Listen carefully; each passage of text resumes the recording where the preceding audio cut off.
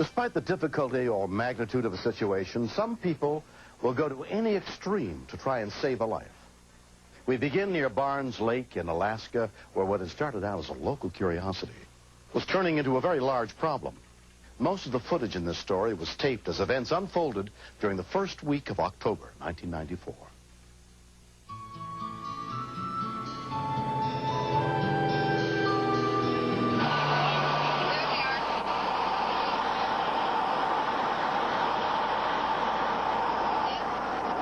Local fishing resort owner Nani Fanamel had spotted several killer whales in Barnes Lake a few weeks earlier. We thought it was neat that they were around there, but pretty unusual because the passageway to get into the lake is pretty narrow. As time went on, we thought, well, maybe they don't know how to get out, or maybe they're stuck. The whales had been in the lake for at least 6 weeks when an authority on killer whales, Dr. David Bain of the Marine World Foundation in California, was called in. Whales as marine mammals are okay in freshwater for short periods of time, but it seemed that these whales had spent a longer time in there than would be good for them, and there may not be enough food to sustain them. Killer whales are a lot more fragile than their public image.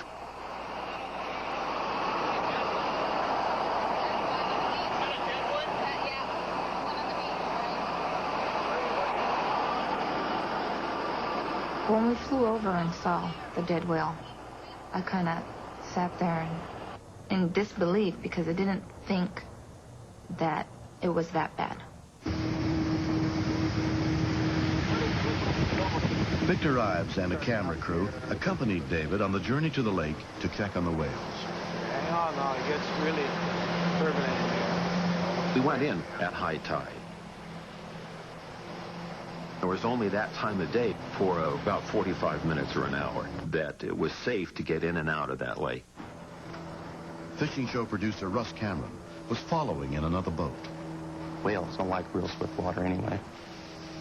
But also on the top is huge amounts of kelp that hang down like a net.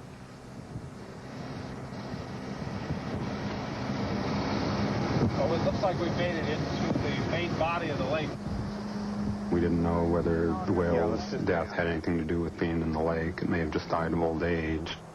So, first of all, we had to find out if they really were in trouble.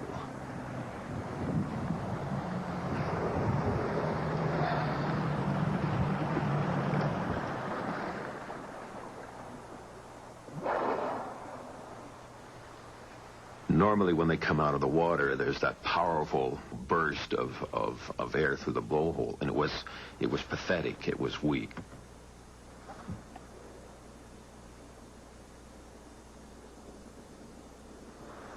The whales were spread out all over the lake, which wasn't normal. Almost all of them were being solitary, except for a mother and a very young juvenile. Everything they were doing was being done with the minimum amount of energy expenditure. If you've ever fallen under the spell of a killer whale, you know how powerful and magnificent they are. We couldn't stand by and watch those killer whales die.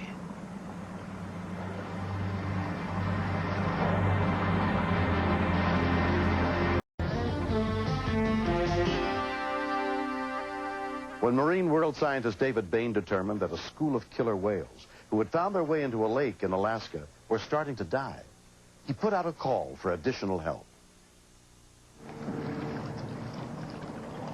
Marine Animal Supervisor Bill Winhall and another expert from SeaWorld of California flew in to help. How's it going, Wild Bill? We all had our different theories as to how the animals got in that particular lake. I felt that they had probably chased the salmon in, and the excitement of it happened to swim through at the ideal time. And they were too afraid or confused to get out. That's pretty challenging.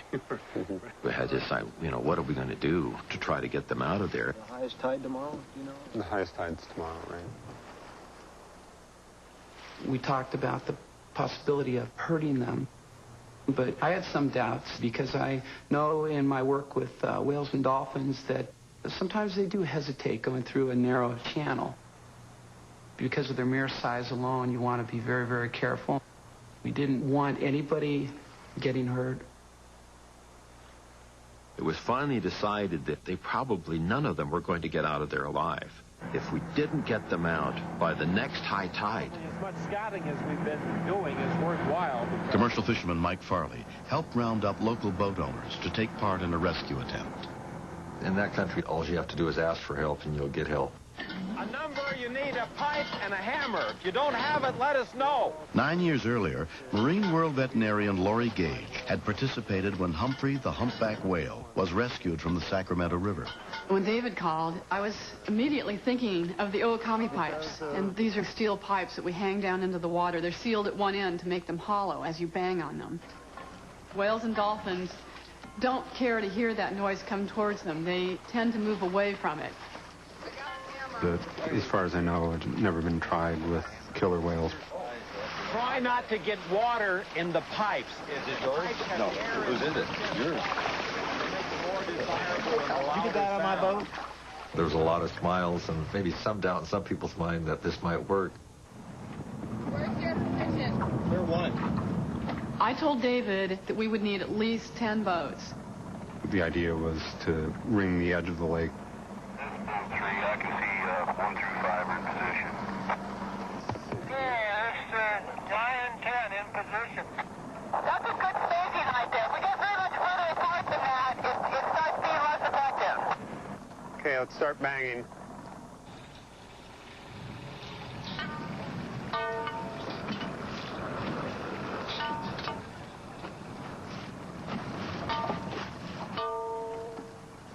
As soon as we started clanging those pipes, they all sort of herded together.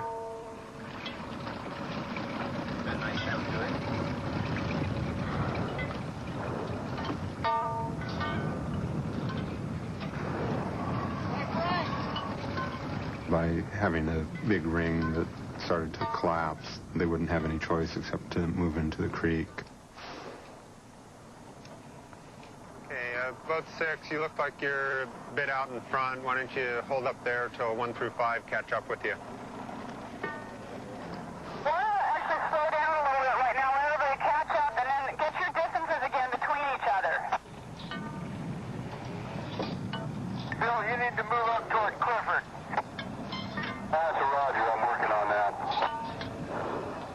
We brought them to where the lake kind of bottlenecks.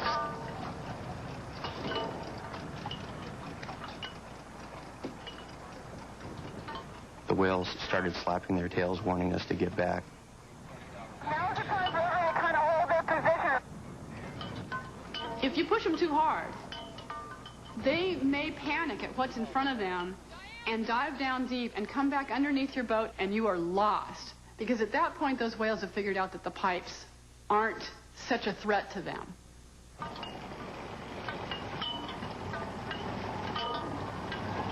We sat there for I don't know how long. Got kind of tiring of just banging on these pipes.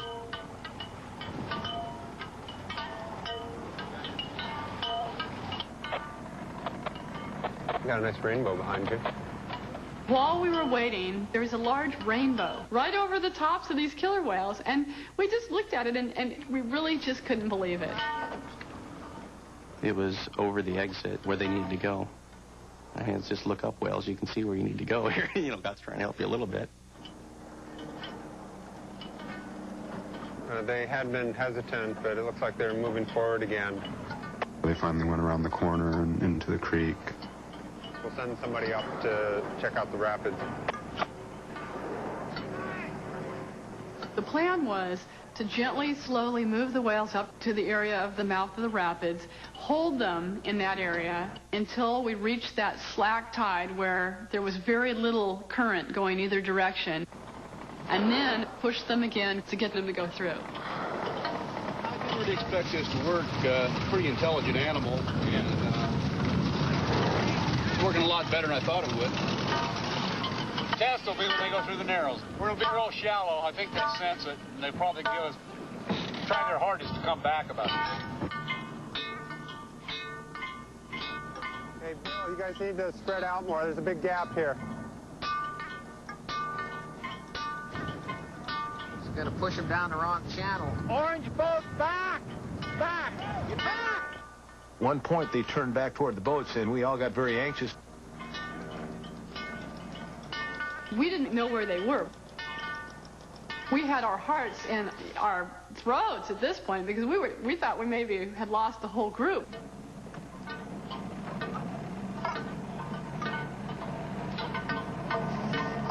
There they go. We got them back again and then pushed. Where's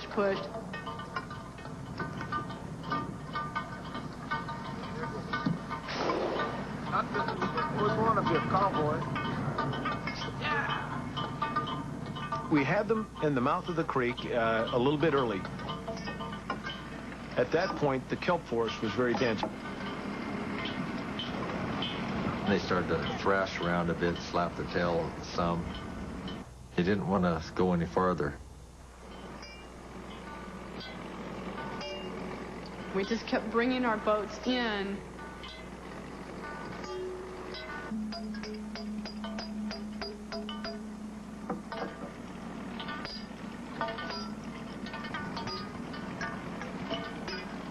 Can you guys hold up? Hold up. The whales disappeared.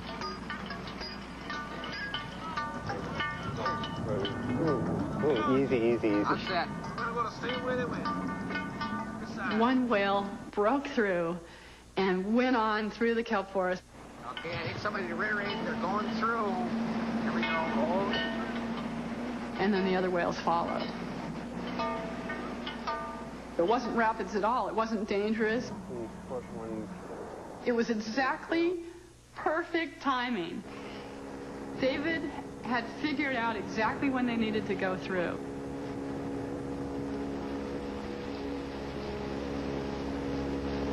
No sooner than they got out, they stopped. We saw seagulls surrounding them, which meant to us that they were feeding. They had been basically starving to death in the lake. Eventually, they broke out into the ocean, and I've never seen them move so fast. These guys took off, porpoised, swam very fast, swam deep. They're wasting time getting out of here.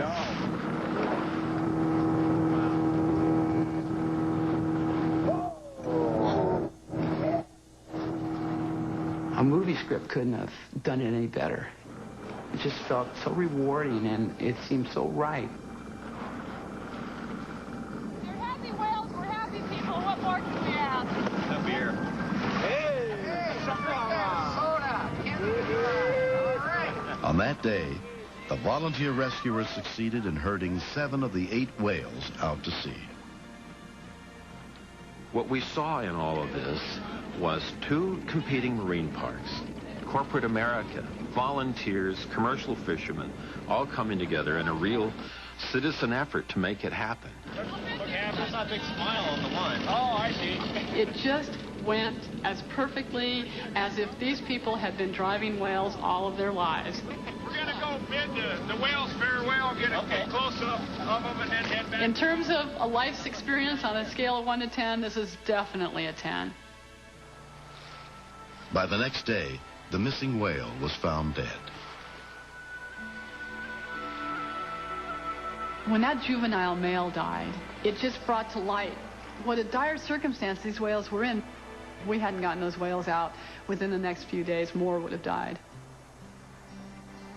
Humans have done a lot of nasty things to the natural world, and it's nice when you get a chance to try to make up for it. You know, I guess you can't save the whole world, but I feel like we've saved a little piece of it at least.